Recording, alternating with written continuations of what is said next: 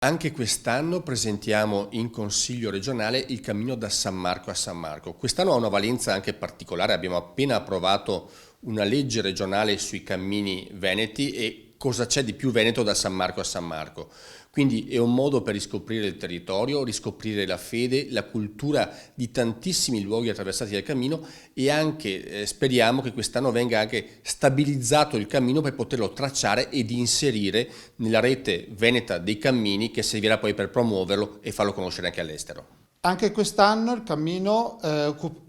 toccherà tutte e quattro le province più importanti della nostra regione: Verona, Vicenza, Padova e Venezia.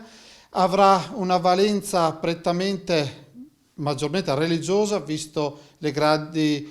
difficoltà che la nostra gente sta provando in questo periodo, quindi invito tutti i credenti del Veneto a partecipare a questi 3 fine settimana che saranno dal 13 al 15, dal 20 al 22 e dal 25 al 29 marzo, per poi trovarci tutti insieme in Piazza San Marco domenica 29 a dimostrare che tutto il popolo veneto è vicino, è compatto e non ha paura.